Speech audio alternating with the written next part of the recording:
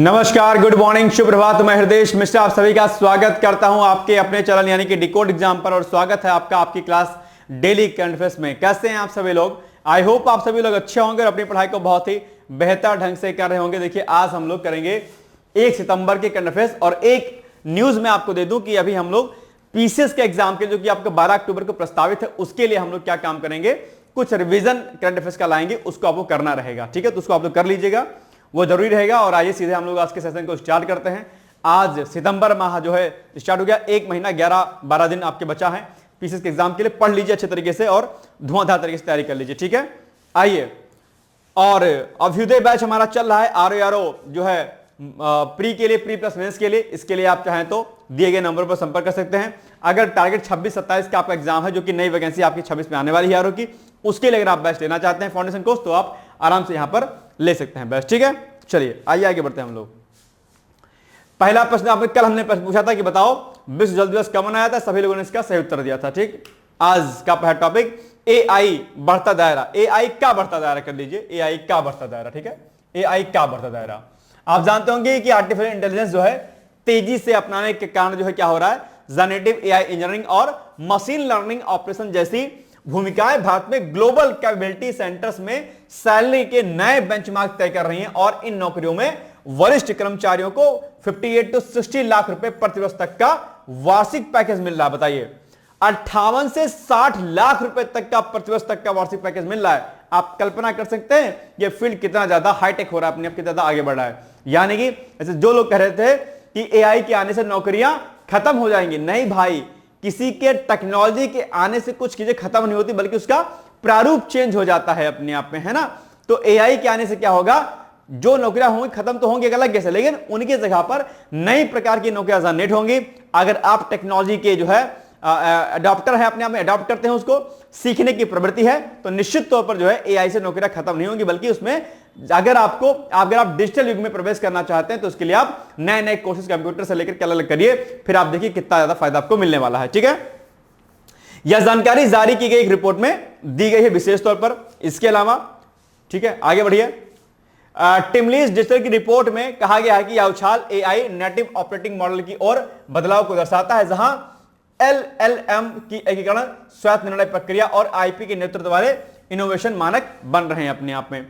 ठीक है, prompt engineering, LLM, security और tuning, AI orchestration, agent design, simulation, governance और एआई अनुपालन एवं जोखिम संचालन जैसे विशिष्ट एआई कौशलों की मांग विशेष रूप से बीएफएसआई, स्वास्थ्य सेवा और मैन्युफैक्चरिंग क्षेत्र में काफी है। यानी कि ये जो आप देख पा रहे होंगे, अगर इनमें आपकी स्पेशलाइजेशन है तो आपको नौकरियों की कोई दिक्कत नहीं है। और भैया जी लोग और बहनी जी लोग, इसको आप चाहे तो नोट कर सकते हैं। मैं फिर से एक बात कहता हूं कि देश भारत में अगर आप कहें कि सर मेरे पास नौकरी नहीं है, सरकार नहीं देती है, नहीं देती है, तो आप इसका मतलब कि आपके अंदर कौशल की कमी है। क्योंकि भारत में नौकरी नहीं है, यह पॉसिबल ही नहीं है। भारत को दुनिया का सबसे बड़ा मार्केट कहा जाता है, आपको पता है कि नहीं पता है? यहां पर आप हर छोटी चीज बेच सकते हैं। अगर आपके भीतर काबिलियत है, मिट्टी का यहां पर एक एक कण बिकता है, उस कण को बेचने की काबिलियत आपके अंदर अगर है तो फिर आप देखिए, आप मिट्टी से सोना बना सकते हैं, लेकिन वो काबिलियत आपके भीतर होनी चाहिए। खाली राम नाम जपते रहेंगे बिना मतलब के, मतलब राम नाम इन द सेंस के लिए हाय राम नहीं हो रहा है, हाय राम नहीं हो रहा है, क्या हो गया क्या हो गया, भगवान जी तो नहीं साथ दे रहे, तो नौकरियां नहीं जनरेट होंगी। उसके लिए आपको सीखना पड़ेगा, लगातार अपने आप को अपडेट करना पड़ेगा। अपने अब कूप मंडूक बने रहेंगे। एक कमरा ले लिया इलाहाबाद, प्रयागराज में, लखनऊ, दिल्ली में, और उसमें बैठे रहे और उसमें किताब खोल के पन्ना पलटते रहे। गए बिहार एग्जाम दिया है या झारखंड दिया है, कहीं दिया है, बस कूप मंडूक नहीं। अपनी स्किल को डेवलप कीजिए, नए नए कोर्स करते रहिए, और फिर देखिए कि अगर सरकारी नौकरी नहीं लगी तो आपका कहीं गुना ज्यादा पैकेज में नौकरी लगेगी। सरकारी नौकरी में तो सरकार पैसा तय करती है कि भैया इतना ही तुमको देंगे हम, लेकिन प्राइवेट सेक्टर में या अपने बिजनेस में आप अपने अकॉर्डिंग चीजों को बहुत आगे ले जा सकते हैं। लेकिन आपकी आदत क्या हो गई है, झुंझुना पकड़ने वाली, सरकारी नौकरी वाली। मैं ये नहीं कह रहा हूं मत करिए, डेफिनेटली करिए, तैयारी करिए, सारी चीजें करिए, लेकिन आप ये मत करिए कि सर यही होगा तो हम सब कुछ करेंगे। इसके अलावा भी बहुत सारी चीजें हैं। ये बात मैं इसलिए कह रहा हूं क्योंकि लोग सुसाइड कर लेते हैं सरकारी नौकरी के नाम पर। डेफिनेटली सरकारी नौकरी की तैयारी करिए, करनी भी चाहिए आपको, लेकिन सिर्फ इसी के पीछे पागल हो जाएं आप, ये काम जिंदगी में मत कीजिएगा। ये आपको मैं पर्सनली समझा रहा हूं, ठीक है। चलिए, नहीं तो मेरी जैसे एज हो जाएगी आपकी और फिर मामला बिगड़ जाएगा आपका एक लालच में।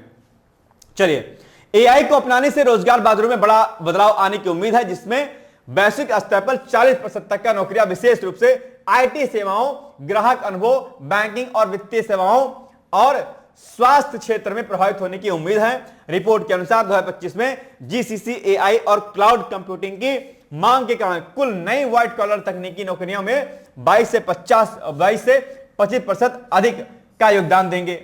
सुन लीजिए, अभी अच्छी बात है।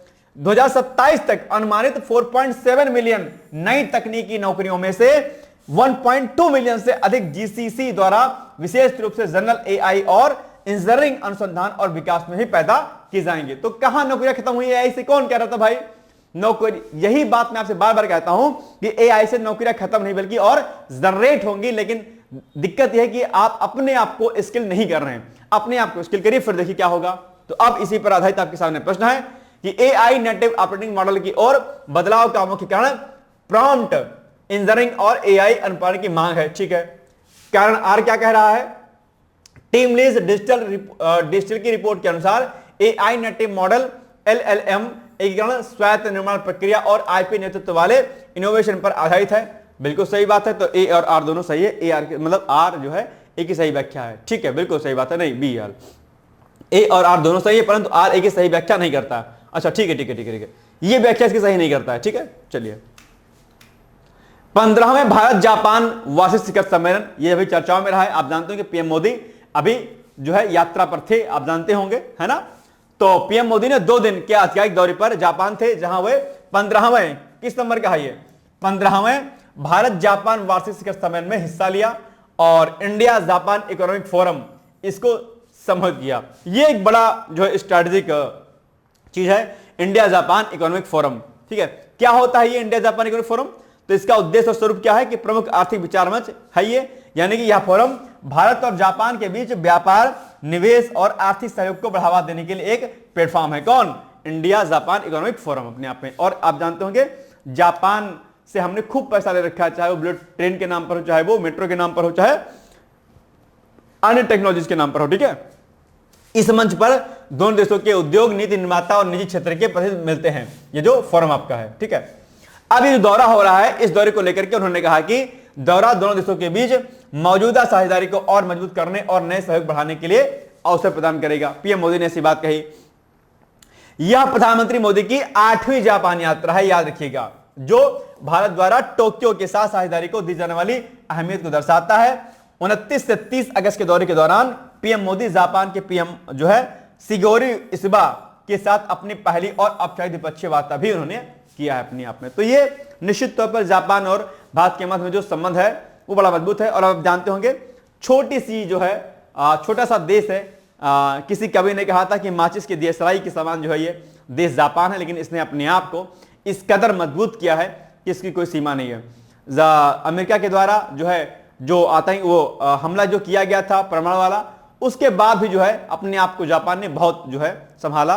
और सबसे बड़ी बात यह है कि जहां पर हमेशा सुनामी, भूकंप आदि आते रहते हों, उसके बावजूद भी उसने अपने संसाधनों पर बहुत काम किया है। जापान बहुत पावरफुल कंट्री है अपने आप में, खासकर टेक्नोलॉजीज के मामले।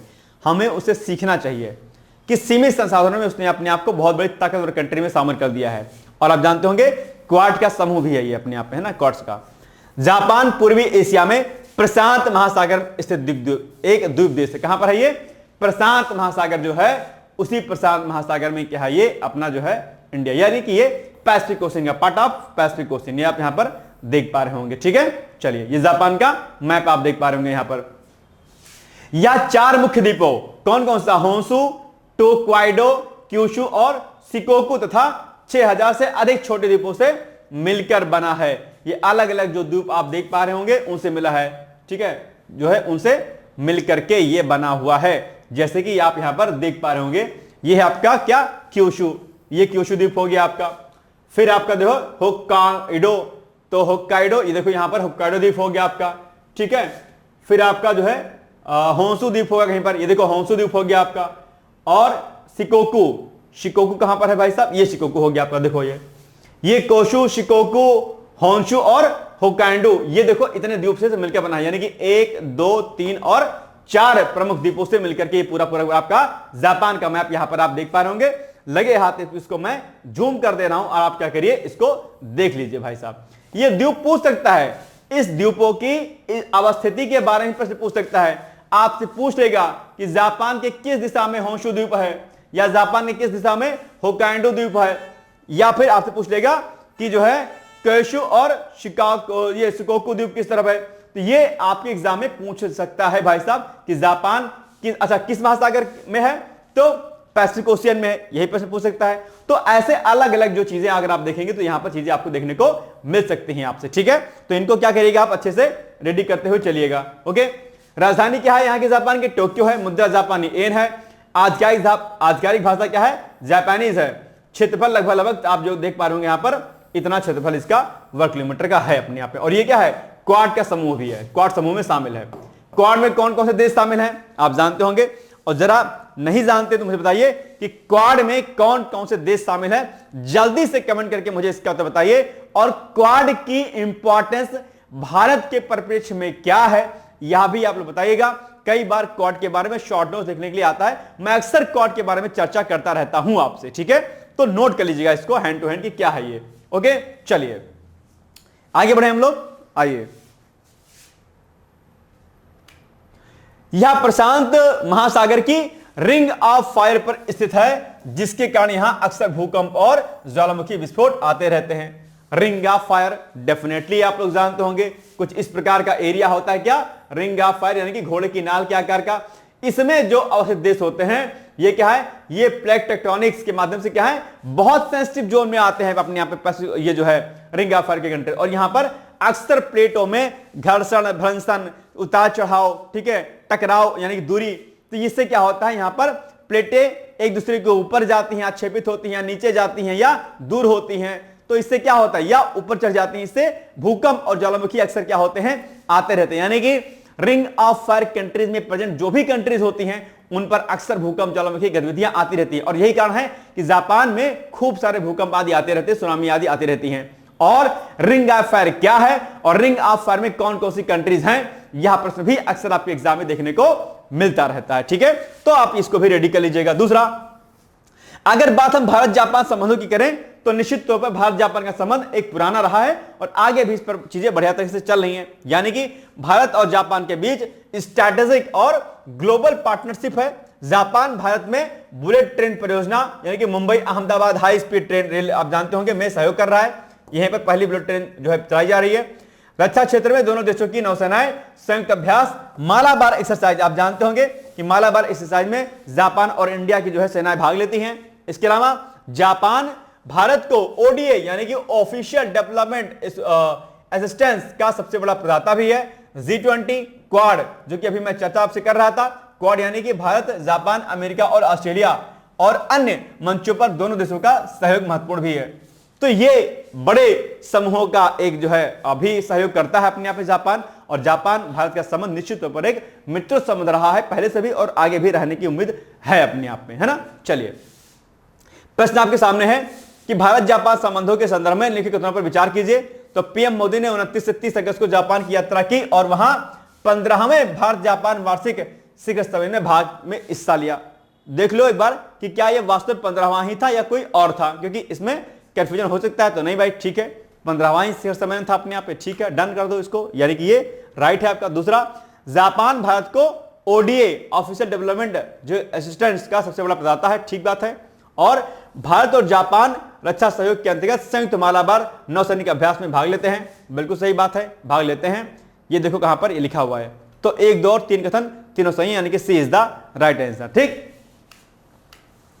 ऑपरेशन महादेव आप जानते होंगे, ऑपरेशन महादेव कब चलाया गया था? ऑपरेशन महादेव चलाया गया था पहलगाम आतंकी हमले के बाद, ठीक है, जम्मू एंड कश्मीर, जहां पर हमारे कई सारे सशस्त्र बलों में इसमें हिस्सा लिया। यानी कि केंद्रीय मंत्री अमित शाह ने सशस्त्र बलों, अर्धसैनिक बलों और जम्मू कश्मीर पुलिस के उन जवानों से मुलाकात की और उन्हें सम्मानित किया जिन्होंने ऑपरेशन महादेव के तहत 22 अप्रैल के पहलगाम आतंकी हमले का बदला लिया और पाकिस्तानी समर्थित तीनों आतंकवादियों को ढेर कर दिया, मतलब मार गिराया। तो आपकी एग्जाम पे पूछ सकता है कि ऑपरेशन महादेव का संबंध निम्नलिखित में से किससे है, तो आप बताएंगे कि पहलगाम जो आतंकी हमला हुआ था किस तारीख को हुआ था, यही प्रश्न पूछ सकता है। तो 22 अप्रैल को हुआ था और इसी 22 अप्रैल के जो है आतंकी हमले को बदला लेने के लिए ऑपरेशन महादेव को चलाया गया था। इसमें अलग अलग जो है हमारे सैनिक शामिल थे। तो उन्होंने फिर ये जो अभी हाल ही में मानसून सत्र जो स्टार्ट हुआ था उसी में जो है इस घटना को अंजाम दिया गया था। ठीक है, ये मैंने आपको बता ही दिया कि क्या है ऑपरेशन महादेव। मैंने बताया आपको कि ये जो है एक संयुक्त काउंटर टेररिज्म ऑपरेशन था जिसे 28 जुलाई 2025 को भारतीय सेना, सीआरपीएफ और जम्मू कश्मीर पुलिस द्वारा डाचगाम राष्ट्रीय उद्यान, सिंधाबाद और उसके आसपास के इलाकों में या जंगलों में चलाया गया। आप जानते होंगे इसका उद्देश्य पहलगाम आतंकी हमले यानी कि जो कि 22 अप्रैल 2025 को हुआ था में शामिल लश्कर-ए-तोयबा एवं उससे जुड़े आतंकियों को धराशायी करना था, जो कि कर दिया। हमने पाकिस्तान में घुस के मारा भी और इसके अलावा और भी कार्य हमने किए यहां पे। ठीक है, चलिए निम्नलिखित कथनों पर विचार कीजिए। ऑपरेशन महादेव 28 जुलाई 2025 को भारतीय सेना, सीआरपीएफ और जम्मू कश्मीर पुलिस द्वारा संयुक्त रूप से चलाया गया। बिल्कुल सही बात है, ऐसा ही है। इस ऑपरेशन का उद्देश्य 22 अप्रैल 2025 के पहलगाम आतंकी हमले में शामिल आतंकियों को समाप्त करना था। फिर पूछ रहा है उपरोक्त में से कौन सा कथन सही है, तो दोनों कथन सही है, यानी कि सी इज द राइट आंसर। कोई दिक्कत तो नहीं है। चलिए, सुरक्षा परिषद ने लेबनान में संयुक्त राष्ट्र अंतरिम बल की समय सीमा को क्या किया है, बढ़ा दिया है अपने आप पे। ठीक है, ये कभी हाल ही में फैसला आया है और कहा भैया लेबनान में जो है संयुक्त राष्ट्र अंतरिम जो बल है वो भी रहेगा 2026 तक के लिए डेट के लिए बढ़ाया गया है। यानी कि सुरक्षा परिषद ने लेबनान में संयुक्त राष्ट्र अंतरिम बल, ठीक है, की समय सीमा को उसकी वापसी से पहले अंतिम बार बढ़ा दिया कि अभी तुम्हें नहीं आना है, अभी वहीं रुके रहो। मतदान के बाद इस फैसले पर फैसला लिया गया कि समाचार एजेंसी सिन्हुआ की रिपोर्ट के अनुसार 15 सदस्यीय परिषद द्वारा सर्वसम्मति से पारित प्रस्ताव 2790 यूनिफिल के कार्यकाल को 31 दिसंबर 2026 तक बढ़ाया जाता है, यानी कि पूरा 2026 रहेगा ये, जिसके बाद 1 वर्ष के भीतर कर्मचारियों की संख्या में कमी की जाएगी और फिर उनकी वापसी होगी। धीरे धीरे संख्या कम होगी, फिर उनको रिटर्न कर लिया जाएगा। प्रस्ताव में यूनिफिल से अनुरोध किया गया कि 31 दिसंबर 2026 के बाद इस मिशन को खत्म कर दिया जाए। स्पष्ट है कि मतदान ने तय कर दिया कि दक्षिण लेबनान में तैनात संयुक्त राष्ट्र शांति सेना का मिशन साल 2026 के आखिर तक खत्म कर दिया जाएगा। इससे साफ है कि 50 साल से चली आ रही इस शांति सेना की तैनाती अब धीरे धीरे करके क्या हो जाएगी, समाप्त हो जाएगी। प्रस्ताव में लेबनानी सरकार ने 1995 के सैन्य स्थिति समझौते के सभी प्रावधानों, विशेष रूप से लेबनान में यूनिफिल की आवाजाही की स्वतंत्रता और उसके विशेषाधिकारियों से संबंधित प्रावधानों का पूरी तरह से सम्मान करने का आह्वान किया गया है वहां पे। तो ये सब चीजें वहां पर बताई और लिखी गई हैं। और इस मिशन की स्थापना आप जानते होंगे कि 1978 में की गई थी, जिसका ध्येय दक्षिण लेबनान से इजरायली सेना की वापसी पर नजर रखना था। उस वक्त इजराइल ने लेबनान पर हमला किया था। इसके बाद 2006 में इजराइल और हिजबुल्लाह के बीच 1 महीने तक लंबा युद्ध जो है हुआ। उस समय इस मिशन की जिम्मेदारी और बढ़ा दी गई थी। इसका काम सिर्फ निगरानी तक सीमित नहीं रहा, बल्कि संघर्ष विराम और सुरक्षा व्यवस्था मौजूद करना भी इसमें शामिल हो गया था। हालांकि अब तो इजराइल जो है अमेरिका के साथ मिलकर काम करता है, लेकिन खैर कोई बात नहीं। चलिए, इंटरनेशनल पॉलिटिक्स भाई अपने आप पे गजब है भाई साहब, ठीक है, गजब है गजब। जैसे हम कहते हैं ना हमारे नेता बड़े वैसे हैं ऐसे हैं, वैश्विक नेता भी ऐसे ही कुछ खतरनाक है। ठीक है, नेता अपने आप में पलटू राम टाइप के होते हैं ना, जैसे अभी हाल ही में अमेरिका में हो रहा है। ठीक है, चलिए, संयुक्त राष्ट्र सुरक्षा परिषद ने प्रस्ताव 2790 के अंतर्गत लेबनान में यानी यूनिफिल यानी कि United Nations interim force in Lebanon का कार्यकाल 31 दिसंबर 2026 तक बढ़ा दिया गया है। ठीक है भैया, ये इंपॉर्टेंट है आपके लिए, ध्यान रखिएगा, ऐसे नहीं पता है मैंने आपको। ठीक है, और यूनिफिल मिशन की स्थापना 1978 में दक्षिण लेबनान से इजरायली सेना की वापसी की निगरानी हेतु की गई थी। बिल्कुल सही बात है। वर्ष 2006 के इजराइल हिजबुल्लाह युद्ध के बाद यूनिफिल की भूमिका सिर्फ पर्यवेक्षण तक सीमित कर दी गई थी। क्या कथन सही होगा,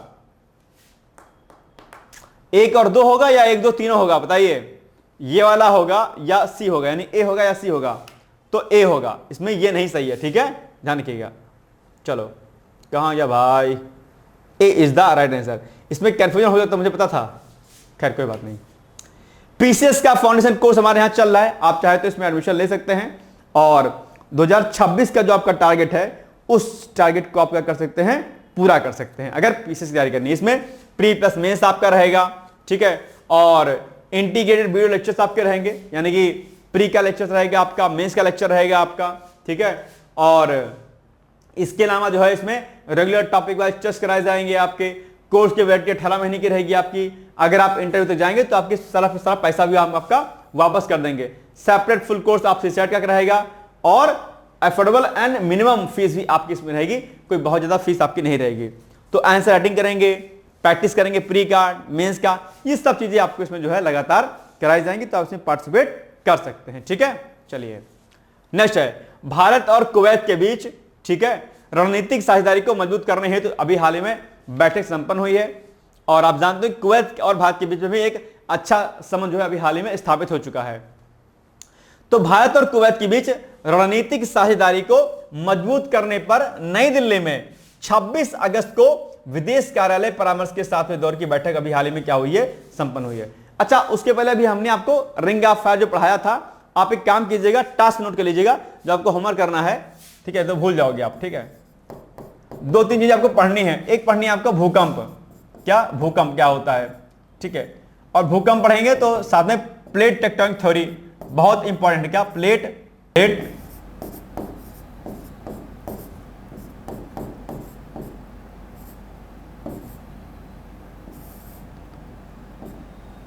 टेक्टोनिक थ्योरी है ना। और इसमें आप लगे हाथ क्यों ना सुनामी भी पढ़ लीजिएगा, ठीक है, और लगे हाथ जो है आप क्या करिएगा, ज्वालामुखी भी पढ़ लीजिएगा, जो कि आपके एग्जाम के लिए क्या है, महत्वपूर्ण है, ठीक है। तो इनको सबको क्या करिएगा, आप पढ़ लीजिएगा, निश्चित तौर पर क्या होगा, इससे आपको फायदा होगा, ठीक है। भूकंप, प्लेट टेक्टोनिक थ्योरी, सुनामी और ज्वालामुखी, इसको आपको क्या करना है, पढ़ लेना है, अच्छे तरीके से पूछेगा प्रश्न। और इसी में मैंने क्या कहा, रिंग ऑफ फायर, क्या रिंग ऑफ फायर, जब मैंने क्या कहा, रिंग ऑफ फायर क्या होता है, इस रिंग ऑफ फायर को भी आपको क्या करना है, आज ही जो है पढ़ लेना है कि ये क्या होता है, ठीक है। रिंग ऑफ फायर याद रहेगा ना। तो इतनी चीज आपको करनी पढ़नी है। ये क्या आपका होमवर्क है, HW है आपका, क्या है ये, HW है, ठीक है, याद रहेगा। आइए आगे बढ़ते हैं हम लोग। तो भारत और कुवैत के बीच रणनीतिक साझेदारी को मजबूत करने पर नई दिल्ली में 26 अगस्त को विदेश कार्यालय परामर्श के 7वें दौर की बैठक अभी हाल ही में संपन्न हुई है। और इस बैठक में क्या हुआ है, दोनों देशों ने राजनीतिक, व्यापार, निवेश, रक्षा, ऊर्जा, संस्कृति और जन से जन संपर्क जैसे कई क्षेत्रों में सहयोग को और बढ़ाने पर जो है बातचीत की है और टाइप किया अपने आप में। इस बैठक की जो सह अध्यक्षता है विदेश मंत्रालय में अतिरिक्त सचिव कौन, असीम महाजन, और कुवैत के विदेश मंत्रालय में एशिया मामलों के सहायक विदेश मंत्री समी ईसा जोहर हयात ने की है। तो यही पॉइंट आपको याद रखना है। बैठक में तय हुआ कि दोनों पक्ष दिसंबर 2024 में पीएम मोदी की कुवैत यात्रा के दौरान बने रोड मैप के कार्यान्वयन पर मिलकर काम जारी रखेंगे। साथ ही संयुक्त आयोग के तहत गठित संयुक्त कार्य समूहों की बैठक जल्द से जल्द आयोजित करने पर भी सहमति बन गई है। अगली विदेश कार्यालय परामर्श बैठक कुवैत में आपसी सहमति से तय की जाने वाली तारीख पर जो है होगी। भारत और कुवैत के बीच ऐतिहासिक और बहुआयामी संबंध रहे हैं, आप जानते होंगे। वित्तीय वर्ष 24-25 में दोनों देशों के बीच द्विपक्षीय व्यापार 10.2 अरब अमेरिकी डॉलर जो है तक पहुंच गया अपने आप पे। तो निश्चित तौर पर कुवैत जो है एक बढ़िया साझेदार भारत का रहा है हमेशा से। इसके अलावा कुवैत में रह रहे जो है 10 लाख से अधिक भारतीय समुदाय दोनों देशों के बीच मजबूत जन से जन संबंधों का उदाहरण है। उल्लेखनीय है कि भारत 1961 में स्वतंत्रता प्राप्त करने के बाद कुवैत के साथ राजनयिक संबंध स्थापित करने वाले पहले देशों में से एक था, ठीक है। तुझे मुस्लिम कंट्री है कुवैत, इसके बाद भी जो है भारत इसका पहला जो है साझेदार देश बना था। पहले भारत वहां पर एक वाणिज्य आयुक्त के माध्यम से प्रतिनिधित्व करता था। दिसंबर 2024 की प्रधानमंत्री मोदी की यात्रा के दौरान दोनों देशों के संबंधों को रणनीतिक साझेदारी के स्तर पर उन्नत किया गया अपने आप में, ठीक है। चलिए, भारत कुवैत के संदर्भ में सही कथन कौन सा है आपको बताना है। तो अगस्त 2025 में नई दिल्ली में दोनों देशों के बीच विदेश कार्यालय परामर्श यानी कि फॉरेन ऑफिस जो है कंसल्टेशंस का 7वां दौर आयोजित हुआ, बिल्कुल सही बात है। दिसंबर 2024 में पीएम मोदी की कुवैत यात्रा के दौरान दोनों देशों के संबंधों को रणनीतिक साझेदारी के स्तर तक उन्नत किया गया, ठीक है। 24 में जब यात्रा कुवैत की थी पीएम मोदी ने, तो और ज्यादा संबंधों को मजबूत करने का प्रयास किया गया। तो बिल्कुल सही बात है, 1 और 2 दोनों कथन सही हैं। यह गलत है, क्या होगा? डी होगा, 1 और 2 दोनों सही हैं, बिल्कुल सही बात है। चलिए, राष्ट्रीय लघु उद्योग दिवस मनाया जाता है। राष्ट्रीय लघु उद्योग दिवस मनाया जाता है, नहीं खाली इतना कर दो भाई, इसको क्या है? राष्ट्रीय लघु उद्योग दिवस कब मनाया जाता है? ये भी जरूरी है आपके लिए। तो ये मनाया जाता है आपका राष्ट्रीय लघु उद्योग दिवस 30 अगस्त को, ठीक है।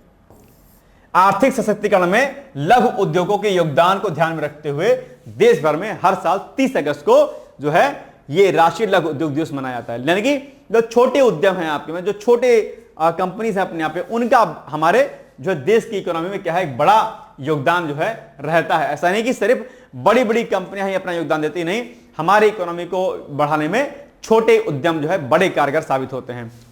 यह एक वार्षिक अवसर है जिसे 30 अगस्त 2001 से मनाया जा रहा है हर साल, ठीक है, यानी कि लगभग 24 साल हो गया है ना। भारत की पहचान एक कृषि प्रधान देश के रूप में होती है और देश की अर्थव्यवस्था लघु स्तरीय उद्योगों का एक महत्वपूर्ण योगदान रहा है। राष्ट्रीय लघु उद्योग दिवस 2025 का मुख्य उद्देश्य क्या है? लघु उद्योगों को बढ़ावा देना, रोजगार के अवसर पैदा करना, आर्थिक कौशल विकास और इनोवेशन को क्या करना है? बढ़ावा देना है अपने आप में, ठीक है, पॉइंट याद रहेगा। चलिए, भारत सरकार की ओर से सूक्ष्म लघु और मध्यम उद्यम, जिसको हम एमएसएमई के नाम से भी जानते हैं, इनको बढ़ावा देने के उद्देश्य से कई पहलों को शुरू किया गया है। सरकार, आप जानते होंगे, एमएसएमई क्षेत्र को बढ़ाने के लिए खूब ज्यादा लोन आदि देती है। आप लोग भी अगर अपना रोजगार शुरू करना चाहते हैं तो यह कार्य कर सकते हैं और यह बहुत ज्यादा क्या होगा, आपके लिए जरूरी हो जाएगा। इससे चीजें बेहतर होंगी आपके लिए भाई साहब, ऐसा नहीं कि नहीं होंगी। इससे आपको एक बड़ा बेनिफिट देखने को इससे मिलेगा आपको, ठीक है। प्रमुख पहलों में उद्यम पंजीकरण पोर्टल, पीएम विश्वकर्मा योजना, पीएम ईजीपी, एसएफयूआरआरटी और एमएसएमई के लिए सार्वजनिक खरीद नीति जो है इसमें क्या है, शामिल है। याद रखिएगा इस पॉइंट को। दूसरा, अनौपचारिक सूक्ष्म उद्यमों को औपचारिक रूप से देश की अर्थव्यवस्था से जोड़ने के लिए भारत सरकार ने 11 नवंबर 2023 को उद्यम सहायता प्लेटफॉर्म की भी क्या करी है, शुरुआत की है। यह पॉइंट भी आप लोग क्या करिएगा, याद कर लीजिएगा। इस पहल का उद्देश्य उद्यमों को औपचारिक क्षेत्र के अंतर्गत लाना है ताकि उन्हें प्राथमिकता क्षेत्र ऋण जैसे लाभ क्या हो सके, प्राप्त हो सके। यह पॉइंट आप लोग विशेष तौर पर क्या करिएगा, याद कर लीजिएगा, ठीक है। चलिए, भारत सरकार द्वारा 17 सितंबर 2023 को पीएम विश्वकर्मा योजना की शुरुआत की गई और इस योजना का उद्देश्य कारीगरों और शिल्पकारों के उत्पादों और सेवाओं की गुणवत्ता में क्या करना था, सुधार करना था अपने आप में। इसके अलावा प्रधानमंत्री रोजगार निर्माण कार्यक्रम योजना को माइक्रो, लघु और मध्यम उद्यम मंत्रालय और भारत सरकार द्वारा नियंत्रित किया जाता है। यह योजना खादी और ग्रामोद्योग आयोग सरकार द्वारा शुरू की गई है अपने आप में। यह पॉइंट भी क्या करिएगा, आप लोग अच्छे तरीके से याद कर लीजिएगा। ये भी क्या है, बड़ी चीज है अपने आप में, ठीक है। तो ये कुछ चीजें ऐसी जिस पर आपको विशेष फोकस करना चाहिए। और आप लोग भी अगर रोजगार अपना शुरू करना चाहते हैं तो निश्चित तौर पर आप चाहें तो इसमें अपना हाथ आजमा सकते हैं आप लोग, ओके। चलिए, अब आपके सामने प्रश्न है कि निम्नलिखित कथनों पर विचार कीजिए। नंबर 1, राष्ट्रीय लघु उद्योग दिवस हर वर्ष 30 अगस्त को मनाया जाता है, ठीक है, ओके। इसे पहली बार 2011 से मनाया गया, नहीं भाई साहब 2001 से मनाया गया था ना, 2001 से, ना कि 11 से। ये कथन क्या है, रॉन्ग है आपका, कट कर दीजिए। इसका उद्देश्य लघु उद्योगों के माध्यम से आर्थिक सशक्तिकरण करना है, बिल्कुल सही बात है, यही है। तो 1 और 3 सही हो जाएगा और 1 और 3 कहां पर है, सी वाले में है, यानी कि सी इज द राइट आंसर। यही ना होगा या कुछ और होगा, यही होगा, बिल्कुल सही बात है। अब है आपके सामने संघाई सहयोग संगठन शिखर सम्मेलन, यह भी चर्चाओं में अभी है। और आप जानते होंगे कि पीएम मोदी 31 अगस्त से 1 सितंबर तक, कहां से, 31 अगस्त से 1 सितंबर तक चीन की यात्रा पर रहने वाले हैं। और मतलब अभी हैं, 1 तारीख है ना, ठीक है। वे संघाई सहयोग संगठन, जिसको हम क्या बोलते हैं, एससीओ बोलते हैं, एससीओ बोलते हैं। तो इस एससीओ शिखर सम्मेलन में भाग लेंगे। भारत और चीन के बीच संबंधों का इतिहास 2री शताब्दी ईसा पूर्व से शुरू होता है, जब व्यापारिक संपर्कों ने दोनों सभ्यताओं को जोड़ा है। हालांकि अभी जो है कुछ वर्षों में चीन और भारत के मध्य में जो है टकराव की स्थिति बहुत ज्यादा हुई है। लेकिन अगर आप संबंध देखेंगे तो एक समय में चीनी भाई भाई का भी नारा लगा था। एक समय में हमारे जो कल्चरल जो चीजें थी वो भी चीन के साथ बड़ी मजबूत थी। लेकिन बाद के उसमें क्या हुआ, जैसे जैसे सरकारें चेंज होती गई चीन में और चीजें गड़बड़ होती हुई चली गई। आज हम लोग यहां पर कुछ कुछ बातों को यहां पर देखेंगे, कुछ ऐतिहासिक पॉइंट ऑफ व्यू से चीजों को, ठीक है, पहली शताब्दी ईस्वी में बौद्ध धर्म के चीन में प्रवेश के साथ यह रिश्ता और गहरा हुआ जब बौद्ध धर्म ने वहां पर प्रवेश किया।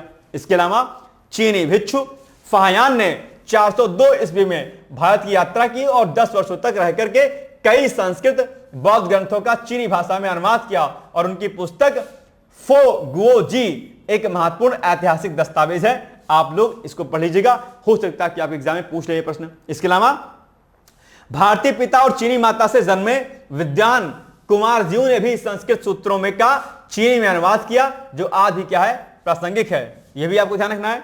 5वीं शताब्दी में दक्षिण भारतीय भिक्षु बौद्ध धर्म ने शाओलिन मठ की स्थापना की जिसने जैन बौद्ध धर्म को चीन में स्थापित किया और 7वीं शताब्दी में ह्वेनसांग स्वानजांग ने हर्षवर्धन के शासनकाल में भारत की यात्रा की थी और बौद्ध ग्रंथों को चीन ले गए जिनका बाद में a journey to the waste में वर्णन भी हुआ है। आप जानते होंगे ह्वेनसांग के बारे में और हर्षवर्धन के काल में आप जानते हो कि बौद्ध धर्म आगे बढ़ा और उसी समय ये जो है ह्वेनसांग आए हुए थे और उन्होंने बौद्ध धर्म पर काफी रिसर्च किया था। आप जानते ही होंगे अपने आप उस समय रिश्ते बड़े मजबूत थे चीन के साथ में। इसके अलावा औपनिवेशिक दौर में भी बौद्ध धर्म का पतन और दोनों देशों में औपनिवेशिक शासन के कारण सांस्कृतिक आदान प्रदान में कुछ कमी आ गई। यानी कि जब औपनिवेशिक काल आ गया और धीरे धीरे क्या हुआ, बौद्ध धर्म पतन की ओर चलता गया और ईसाई धर्म का जो है बढ़त होता चला गया, यानी कि ईसाई धर्म बढ़ता चला गया और बौद्ध धर्म डाउन होता चला गया। आप जानते होंगे इस बात को, ठीक है। तो उस समय क्या हुआ, कुछ हमारे कारणों की वजह से सांस्कृतिक जो आदान प्रदान था वो कम हुआ, लेकिन 19वीं और 20वीं शताब्दी में स्वतंत्रता संग्राम के दौरान दोनों देशों में दोस्ती की भावना फिर जागी। चीनी विद्वान कांग उयू ने 1890 के दशक में भारत में समय बिताया। वहीं रविन्द्रनाथ टैगोर ने 1924 में चीन की यात्रा की और 1937 में उनकी प्रेरणा से विश्व भारती विश्वविद्यालय में चीना भवन की स्थापना भी की गई और 1938 में भारतीय राष्ट्रीय कांग्रेस ने डॉक्टर द्वारकानाथ कोटनीस के नेतृत्व में चिकित्सा मिशन भी चीन भेजा था अपने आप पे। तो ये संबंध मजबूत थे, लेकिन बाद में क्या हुआ, खराब हो गया जबकि चीनी कलाकार सु बोई होंग ने 1939-40 में शांति निकेतन का दौरा किया और 1950 के दशक में हिंदी चीनी भाई भाई के दौर में भारतीय फिल्में जैसे आवारा, कारवां और 2 बीघा जमीन ने चीनी दर्शकों का दिल जीत लिया था। लेकिन उसके बाद मामला चाइनीज का क्या हुआ, बदल गया। चाइनीज सामानों ने हमारे देश में कब्जा कर लिया। चाइनीज जो है भारत में आगे बढ़ते हुए चले गए और चीन ने भारत के अलग अलग हिस्सों में अपना अधिकार जो है स्थापित करने की घोषणा कर दी। तो बाद में समय हमारे जो है खराब हो गए। खैर, चीन है खतरनाक कंट्री अपने यहाँ पे भाई साहब, ठीक है। पीएम मोदी जो है 31 अगस्त से 1 सितंबर 2025 तक किस देश की यात्रा पर रहेंगे या थे, आपके लीजिए जो बीत गया है, तो ये निश्चित तौर पर चीन होगा, आपने बी ऑप्शन होगा, है ना। चलिए अब आप बताइए राष्ट्रीय लघु उद्योग दिवस कब मनाया जाता है, बताइएगा मुझे। बहुत ही अच्छा सा प्रश्न है, राष्ट्रीय लघु उद्योग दिवस कब मनाया जाता है? Give me your answer please, comment कीजिएगा। बाकी आपके सामने छोटा सा एडवर्टाइजमेंट है आरओ मेंस कोर्स के लिए, आप चाहें तो यहां पर एडमिशन ले सकते हैं। यहां पर जीएस के सेक्शन को छोड़कर मेंस में बाकी सब कुछ, सभी चीजों का आपका वीडियो लेक्चर्स, आपके उसके नोट्स प्रॉपर तरीके से और आपकी कॉपी का चेक होना, सारे चीजें आपसे बातचीत करना, सब कुछ कराया जाएगा। और यहां पर आप उसके लिए हमें इस दिए गए नंबरों पर क्या कर सकते हैं, संपर्क कर सकते हैं, यानी कि 8604409201 या फिर 9506742546, ये हमारे कॉन्टैक्ट नंबर है। यहां पर आप बातचीत कर सकते हैं हमसे, ठीक है, यानी कि व्हाट्सएप कर सकते हैं, मैसेज कॉल कर सकते हैं, ठीक है। चलिए बाकी अब आपके एक छोटा सा प्रश्न है कि भारत और चीन के बीच संबंध केवल राजनीतिक नहीं बल्कि सांस्कृतिक एवं धार्मिक धरोहर से भी जुड़े रहे हैं। उपयुक्त उदाहरणों सहित क्या करिए, इस कथन की पुष्टि कीजिए, ठीक है। तो यानी कि केवल पॉलिटिकल रिलेशन हमारे चीन के साथ नहीं रहे, धार्मिक, सांस्कृतिक भी, सामाजिक संबंध भी हमारे चीन के साथ जुड़े रहे हैं, जिसका आज हमने उल्लेख आपके इसमें किया कि किस किस प्रकार से हमारे संबंध बड़े मजबूत रहे पहले से, लेकिन चीजें बाद में गड़बड़ हो गई अपने आप में, है ना। खैर कोई बात नहीं। तो ये हो गया आज का हमारा वीडियो महत्वपूर्ण। बाकी हम लोग मिलेंगे और अगर वीडियो आपको अच्छा लगा हो तो प्लीज वीडियो को शेयर जरूर कर दीजिएगा, ठीक है। तो कल मिलेंगे और हाँ, पढ़ते रहिए, स्वास्थ्य का आप अपने विशेष रूप से ध्यान दीजिएगा। Thank you so much, all the best, bye bye. दोस्तों, क्या आप पीसीएस अधिकारी बनना चाहते हैं? यदि हाँ, तो डिकोड एग्जाम लेकर आया है यूपी पीसीएस फाउंडेशन कोर्स 2025। यह एक ऑल इन वन कोर्स है जिसमें प्रीलिम्स मेंस दोनों ही परीक्षाओं के लिए वीडियो लेक्चर, NCERT और standard books based bilingual notes उपलब्ध कराया जा रहा है। इस कोर्स में प्री और मेंस के सभी प्रीवियस ईयर क्वेश्चंस पेपर भी वीडियो लेक्चर के माध्यम से कोर्स में सम्मिलित होंगे। साथ ही साथ में कोर्स का कंटेंट गुणवत्तापूर्ण होने के साथ ही साथ एग्जाम ओरिएंटेड है, जिससे कोर्स लेने वाले स्टूडेंट्स को कोई भी बाहरी पुस्तक या नोट्स पढ़ने की आवश्यकता न पड़े। इस कोर्स में प्रीलिम्स और मेंस के टेस्ट सीरीज तथा आंसर राइटिंग प्रोग्राम भी शामिल है, जिसके साथ ही साथ टेलीग्राम ग्रुप में रेगुलर टॉपिक वाइज टेस्ट कराए जाएंगे। इसके साथ ही CSAT, निबंध तथा सामान्य हिंदी की अतिरिक्त कक्षाएं भी चलाई जाएंगी तथा हमारे कोर्स से परीक्षा में सफल होकर इंटरव्यू देने वाले विद्यार्थियों को इंटरव्यू की भी तैयारी कराई जाएगी और अंतिम परिणाम कुछ भी हो, पूरी फीस उन्हें रिवार्ड के स्वरूप जो है वापस कर दी जाएगी तथा अगले बैच में उन्हें निःशुल्क प्रवेश प्रदान किया जाएगा। उल्लेखनीय है कि डिकोड एग्जाम एक संस्थान के रूप में 5 वर्ष के अपने सफल कार्यकाल में अब तक 55 से अधिक विद्यार्थियों को विभिन्न परीक्षाओं में अंतिम सफलता दिलाने में अपना सफल योगदान दे चुका है। इस कोर्स की फीस 15,000 रुपये निर्धारित की गई है, लेकिन पहले प्रवेश देने वाले 100 विद्यार्थियों को 3,000 रुपये की विशेष छूट दी जा रही है। और अधिक जानकारी के लिए हमारे संस्थान के नंबर 6307495944 पर संपर्क करें।